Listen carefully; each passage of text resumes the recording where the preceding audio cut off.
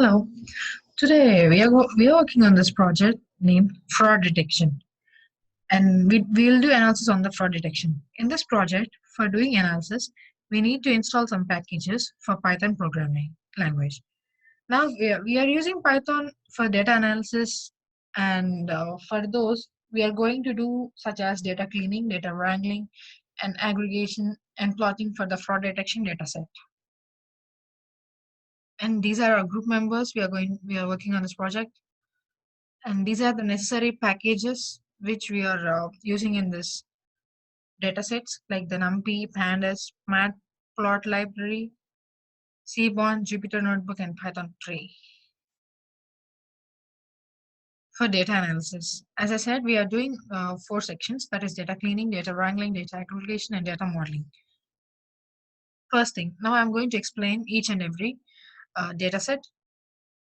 For data cleaning, uh, we are just scrubbing the act of detecting and correcting or removing the corrupt or inaccurate records from a record dataset. Not only the dataset for the table or any sets. And here the mainly we use databases and the term references to identifying incomplete or inaccurate, irrelevant or etc. parts of the data and then replacing, modifying or detecting this data.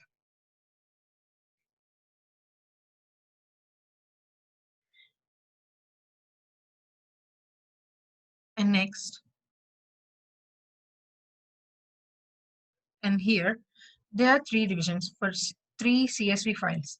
The data is present, and we use pandas to read these files. And these are the sections. For the first thing, here we have like three, which are the data sets, train, dataset test, dataset sample submission, given in the form of columns. In the first thing, DF1, these are the representation of each and every things. And for the second thing, here we have second column and third column.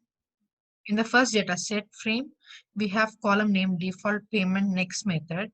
But in the second data frame, we don't have such column. That column is located in the third data frame. Now we need to merge second and third data frame so that our second data frame consists of the same columns as the first data frame, as given here. And again, this is all about the data cleaning. And next,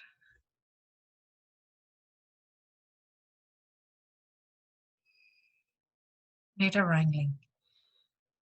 For data wrangling, this refers to the process of cleaning, restructuring, and enrich the raw data available into a more usable format. And this is the example here given here. These are the types of data wrangling: discovering, structuring, cleaning, enriching, validating, publishing. Now I'm going to explain the code thing.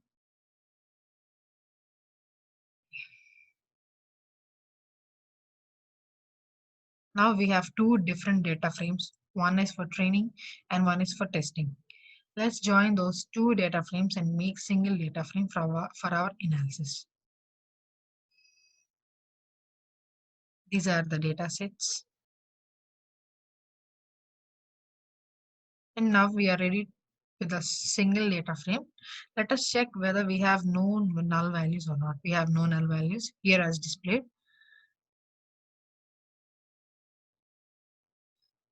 And next thing is, since we have multiple values in each, we are converting those values into categorical values. For example, if we see here, the age below 20 to 40 is given as category number 1. The age from 40 to 60 is given as category number 2. The age from 60 to 80 is given as category number 3. The total outcome is we only have three categories. This three categorical values for age. And here,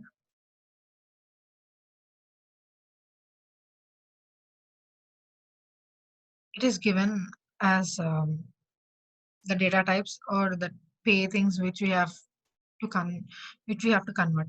In the below data frame, we can see final result of data after cleaning. Since we don't have any null values in the data set, we are proceeding with our analysis with this data. Even though we have zero values in the data, it is useful for our further analysis. Before going to our analysis, let me explain each and every step about this data set. This is the final data set, which I'm just now showing to you. First thing, this is the limited balance. For each customer or the amount given credit card, this displays about the limited balance what the customer is given. This includes both individual and credit to his or her family credit. And second displays the gender. If it is described as given as one, it is a male. If it has two, it is a female. And next, this is a education. One is represented as grad school, two is represented as university, three is represented as high school, and four as others. And the marriage, if it is one married, two single, and it is three, it is an other category. For age, as I said, there are three categories. From 20 to 40 is 1, 40 to 60 is 2, 60 to 80 is 3. And this is the pay O, pay 2, pay 3, and this is all going to the monthly payment records, which resembles the repayment status. He as given here, if it is -1, we need to pay duly. If it is 1, payment is delayed for 1 month. If it is for 2, delayed for 2 months, and 8 for 8 months. For 9 months and above, bill amount, the amount we have to pay, and this is the amount of the previous statement balance, and the final column. Default payment next month. Default payment, if yes, if 1, it is yes. For 0, it is no. As the response is variable for different responses. Here in the head, it is given as the numbers like 5 rows and 25 columns, as I explained to you, the final data set.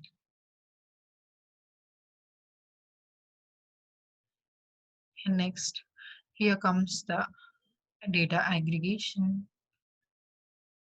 Data aggregation is nothing but the process of gathering data and presenting in a summarized format. The data may be gathered from multiple data sources with the intent of combining these data sources into summary for data analysis. And now I am going to explain the data aggregation methods.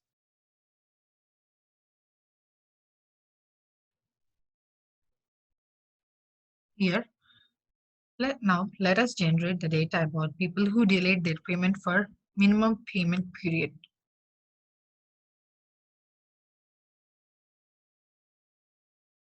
As I explained in the above, again, this is the minimum payment thing. Here, there are six total for the aggregation process. People, we categorized into the 6 steps. Each step each step is done below. First step is the people who never delayed their payment. Second, people who delayed their payment at least for 1 month. People who delayed their payment for a maximum period of time. And fourth one is people total bill generated in 6 months for each individual. For fifth, it is the total payment done by each individual. Again, the sixth, the total pending payment of each individual. And the seventh is the data uh, modeling, which I'm going to explain it later. And for this, first thing, this is this is the first question. People who never delayed their payment, minimum payment. These are their IDs, and these are the categories. We can verify taking unique values of minimum payment delayed column 0 as shown. And next, these are the IDs. And second, this is the second thing, people who delayed their payment at least for 1 month. Here we can see it, minimum payment delayed. And we can verify by taking unique values. Like we don't even consider even daily payment people like 1, 2, 3, 4, or 9 months. And here are those IDs of those peoples. And this is the third one. people who delayed their payment for a maximum period of time. Here is given it max access of one. And these are the max delayed period is 9 months.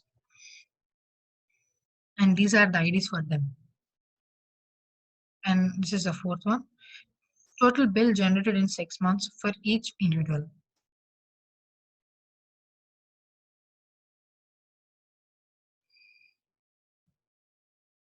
These are the IDs for them.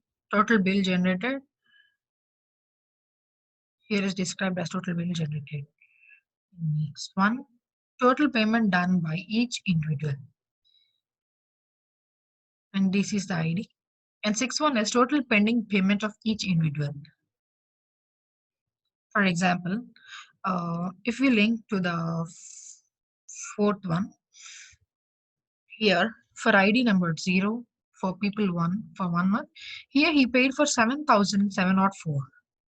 And in the fifth step, the total payment done by him in the next step is for the one, it is 689 if we see here.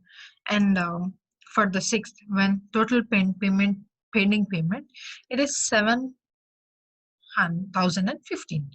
That does it. What it resembles is first thing when it is this when it comes to this payment, it is this, and here when the individual paid is 689, and the final payment he has a pending is 7,015.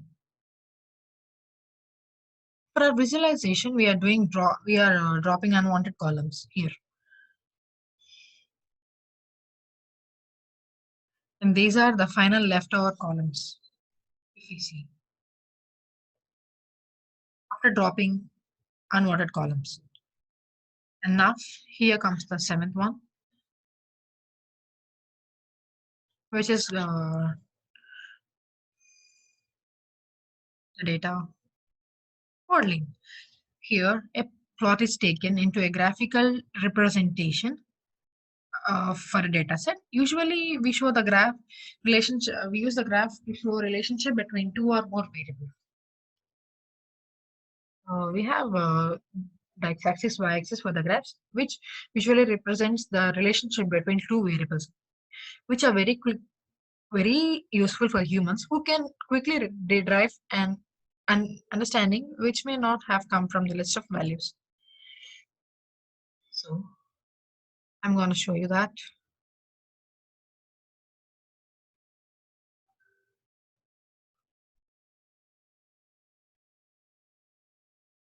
For this, we have to do the default payment next month, in which for this, as given above, we have taken null for 0 and 1 for the pending things. Here 1 represent the male and 2 represent the female in the x-axis, in the y-axis. If we see here, for 4,000 number of people only had a default payment in this, and 8,000 people have no default payments regarding. And these are the remaining graphs which are represented here for the data modeling. Here we concat and merge for wrangling techniques.